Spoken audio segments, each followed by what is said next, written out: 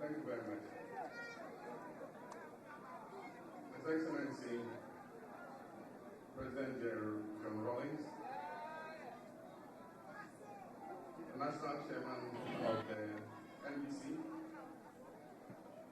Honorable Samuel Popo, General Secretary of our party, Cedi,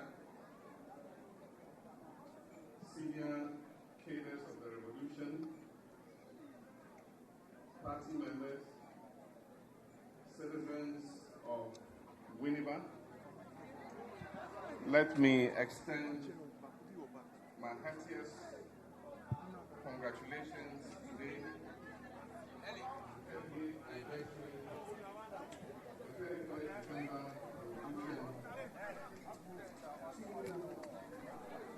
former President of the Republic of Ghana and leader of the revolution, His Excellency Jerry Rawlings, and all the cadres, both living and dead, who sacrificed to make the revolution a success.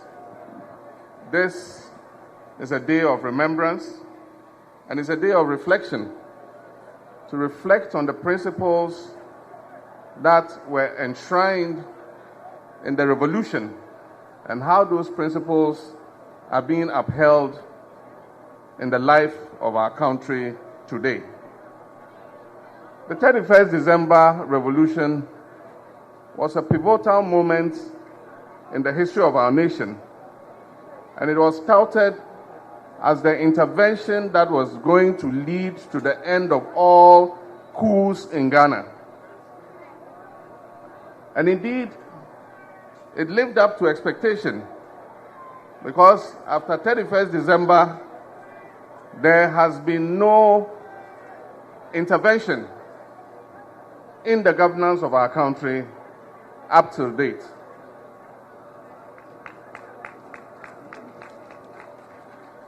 And therefore, we have had a fourth republic that has endured for the last 27 years. And it is the 31st December revolution that gave birth to the fourth republic. Without the 31st December revolution laying the foundation for the fourth republic, we probably would not have a fourth republic to talk of today. And the fourth republic was established by the promulgation of the 1992 Constitution under the signature and seal of His Excellency Flight Lieutenant Jerry Rawlings. The promulgation of this Constitution took place after Justice D.F. Annan, of blessed memory, who was the leader of the National Commission for Democracy, went around this country and crisscrossed the length and breadth of our nation to solicit the views from our people as to what nature of constitutional governance they would want. At the end of a very exhaustive exercise, they came with the determination that Ghanaians had opted for multi-party democracy. Subsequently, a consultative assembly was set up to draft the 1992 Constitution, and there are several of our cadres here and some of our party executives, Asiedun Ketia, who served in that consultative assembly. And they gave unto the nation the longest lasting constitution we have ever had in our history.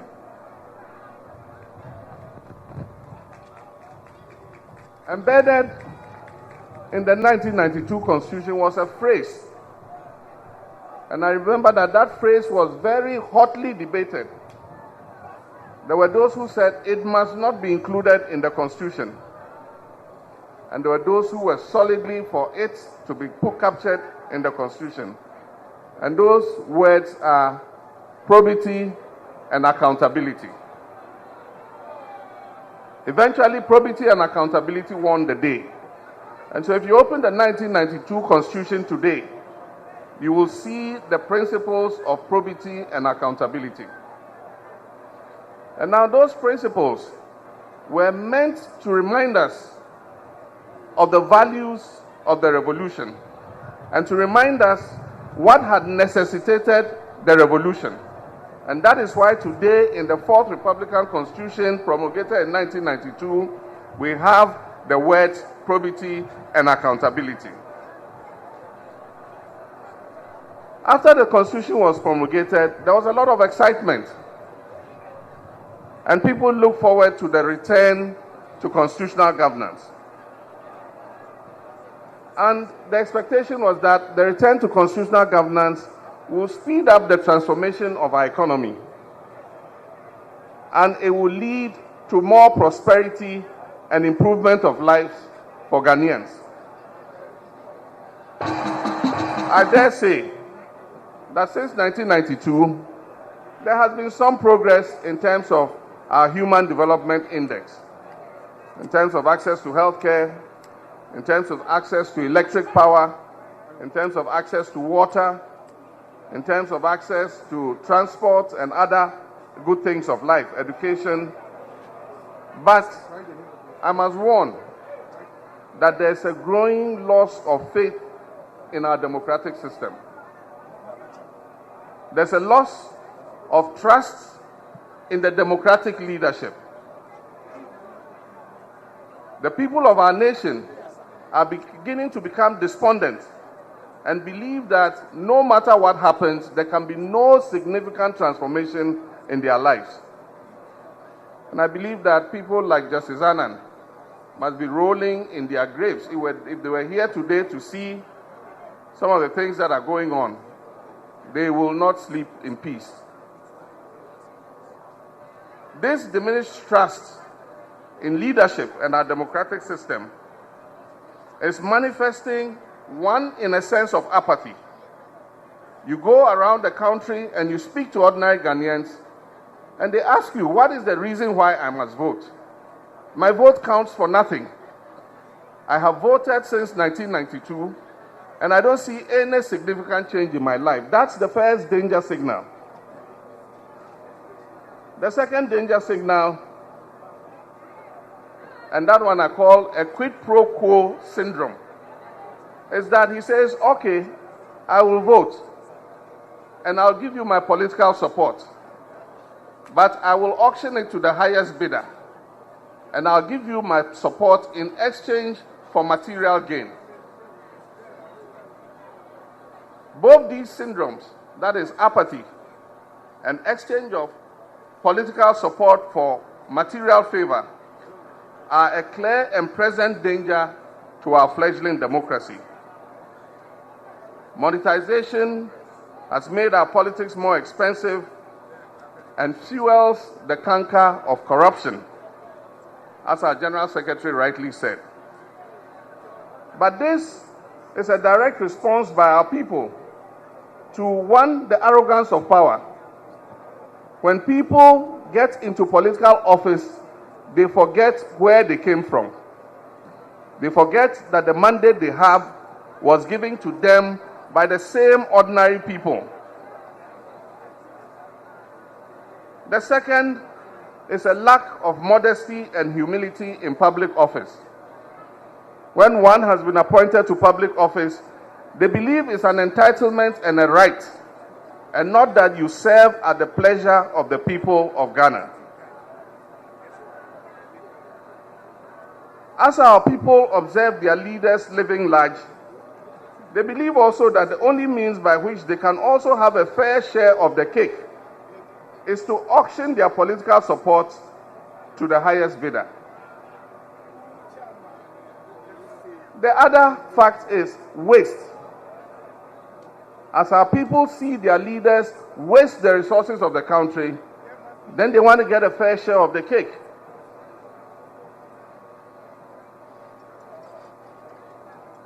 I cannot understand in heaven why we say we are moving towards a cashless economy. We say that you cannot clear more than 5,000 cedis off the counter because we want people to use less cash in transactions. And then at the same time, you go and print 100 Ghana Cedi notes and 200 Ghana Cedi notes. You cannot understand what reason in hell would make any government thinking logically do something like that. You want to make it easier for people to carry huge sums of cash when we say we are building a cashless society. And the worst thing is, I was reading in the news 2 days ago, and they say Ghana has declared support to join ECO next year in 2020. So if we're going to join the ECO and adopt the new West African money system, then what is the need to print 100 Ghana notes and 200 Ghana notes on the eve when you are going to join the ECO?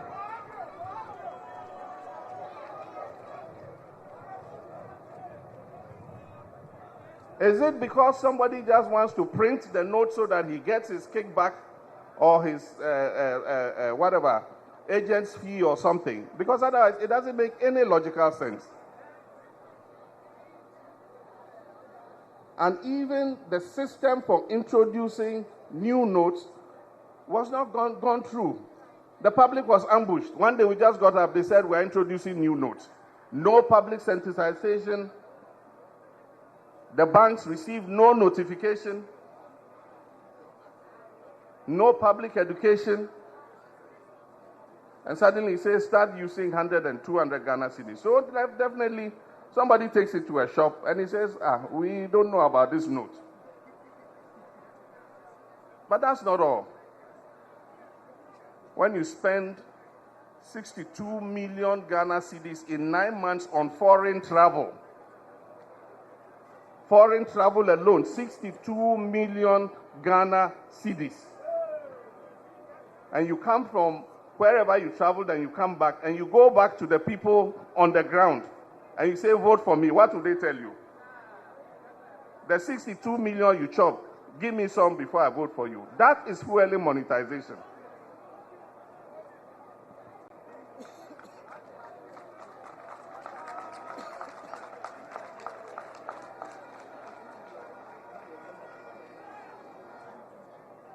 When people indulge in corruption or waste of resources, and you resort to clearing them without investigation, it fuels monetization. When you have a voters register that is only 7 years old, and you have a database valuably collected that costs you money to build, and then you say, I'm going to throw that database away and build a new database based on a new biometric register at 444 million Ghana cedis, when you could have upgraded the old system at a little over 200 million Ghana cedis. That is the kind of waste our people are angry with. And that is why when the politician goes back to them they ask for their fair share of the cake. My brothers and sisters, the only means we can win back the trust of our people and minimize monetization in our politics is to uphold the revolutionary principles of probity and accountability. We must be prepared to be probed and to be accountable. But probity and accountability must work because the institutions to fight corruption are working. We cannot hobble the institutions of anti-corruption and expect that they will achieve results. You think that you have won the fight against corruption because you've appointed a special prosecutor. Meanwhile, you won't resource the office, and you have done the law in such a way that you have tied the hands of the special prosecutor so that he cannot prosecute anybody. And so the only way is to uphold the principles of probity and accountability. And in that regard, we must step up the fight against corruption. We must step up the fight against nepotism. We must strengthen, as General Mosquito said, our assets declaration regime so that people going into public office will declare their assets and, if possible, amend the Constitution so that those assets can be published.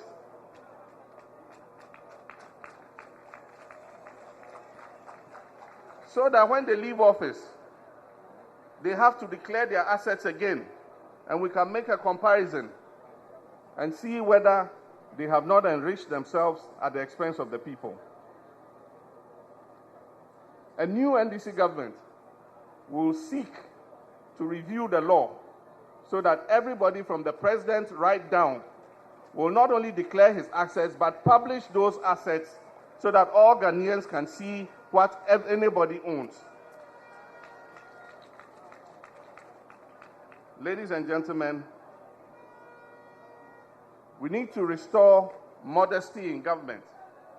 We need to restore humility in government and identify with the sacrifice of the masses. The 31st December revolution was successful because the masses saw the leadership of the revolution identifying with them. They were not living large while asking the people to tighten their belts. If the people were being asked to tighten their belts, the leadership of the revolution was also tightening its belt. Another check on monetization is the voice of moral society. When you have an acquiescence of the voice of morality and the media to the wrongs that are going on in society, then you can have a demoralization of the masses. And demoralization of the masses or the people leads to apathy and the sale of votes for money. And that is why at every time, moral society must not give up speaking. You don't stop talking because somebody else is the president, and then resume your voice only when another person comes into office. Principle is principle, and the voices of morality must stand for a certain principle. That nepotism is bad whether it's under NDC or it's under MPP. You don't criticize family and friends under one government, and then when you have the most nepotic government in the history of Ghana, you say as long as they have qualifications, the president's relatives have qualifications, there's nothing wrong with it. It is absolute hypocrisy. Complete hypocrisy. What is wrong is wrong, whether it's under CPP or PPP or NDC or MPP. Wrong is wrong. Right is right. Ladies and gentlemen, the media have a chapter in the Constitution, chapter 12, that guarantees the freedom and independence of the media. Now, if you read Chapter 12 of our 1992 Constitution, it gives the media a watchdog role. And it says that the media are the watchdog of the people over government. And so the media is supposed to watch government and show when government is going wrong and speak on behalf of the people. But when you have some of that media become the watchdogs of government over the people, then you have gotten it wrong. Instead of pointing the wrongs in government, the media turns around and is rather pointing the wrongs with the people. Then you've gotten it wrong. Ladies and gentlemen, my fellow Akatamantonians, we are on a rescue mission in 2020.